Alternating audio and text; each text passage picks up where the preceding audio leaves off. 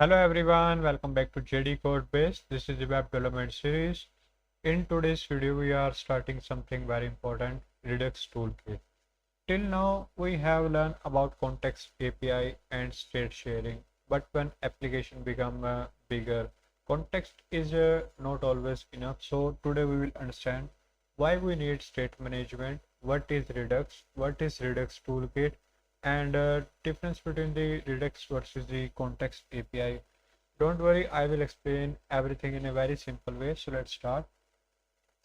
So first thing about this, when your app is small, means why do we need state management? So when your app is small, managing state is easy. But as your application grows, more components are added, more data is shared, logic becomes more complex, state update happen very frequently. Now problems start, you face prop drilling, difficulty tracking the state, debugging becomes hard, application becomes messy, scaling becomes difficult. For small app, it is manageable, but for large app, we need a proper system to manage the state. That's where Redux come in. Now, what is Redux?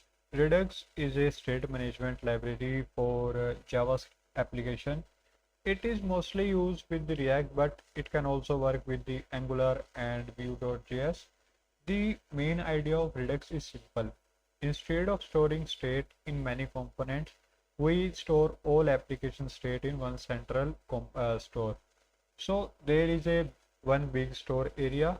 Every component read data from there, and every update goes through a fixed process. Because of that, this state becomes predictable and easier to manage. So core concept of the Redux. Redux follow three simple rules. First one is the single source of truth. There means there is only one global store. Second is state is read only. You cannot directly change the state. Third one is the change via change happen through the reducer, means pure function reducer. Reducers are just functions that decide how state should change. So no direct editing, everything follows a clear flow. Now let me explain the flow in a simple words how Redux work and the React project. So a component wants to update something.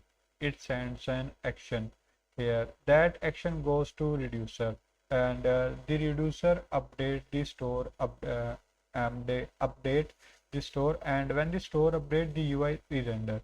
So the flow is simple: component, action, reducer, store, UI update.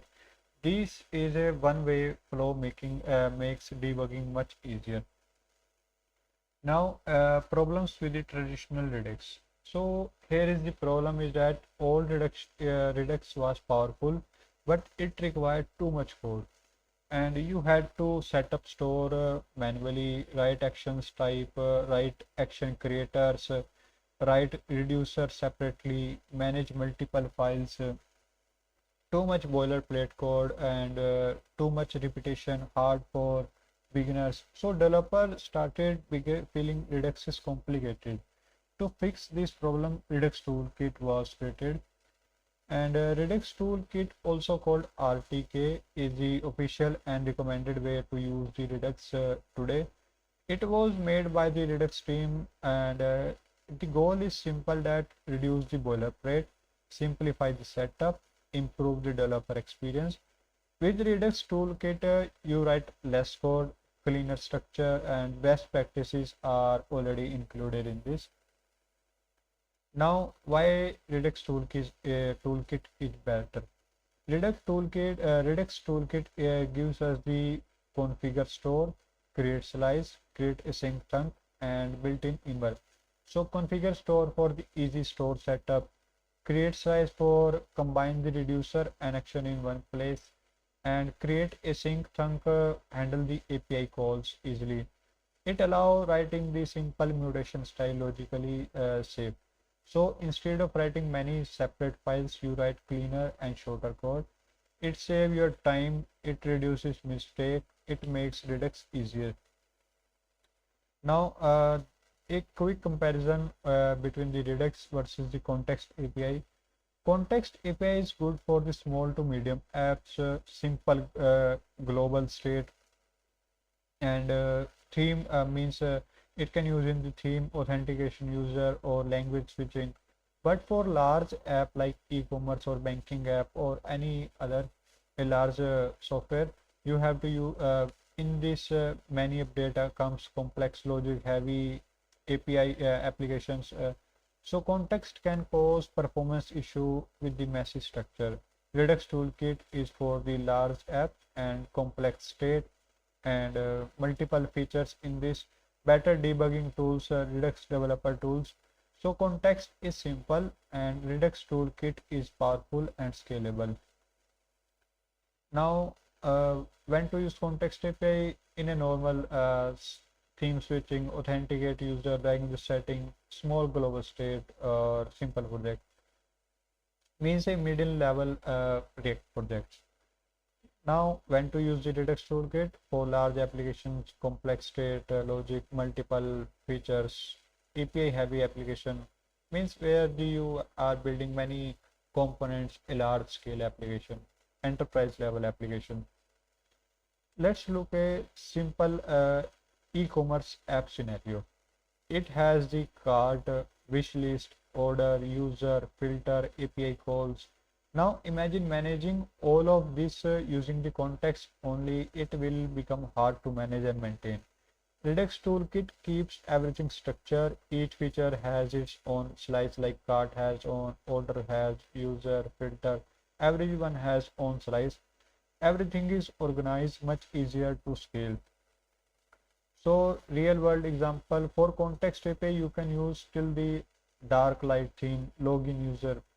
But for the Redux Toolkit, you can use in e-commerce cart system, admin dashboard, large social media apps like Facebook, Instagram, Snapchat, complex filtering system. So it depends on the project size and complexity.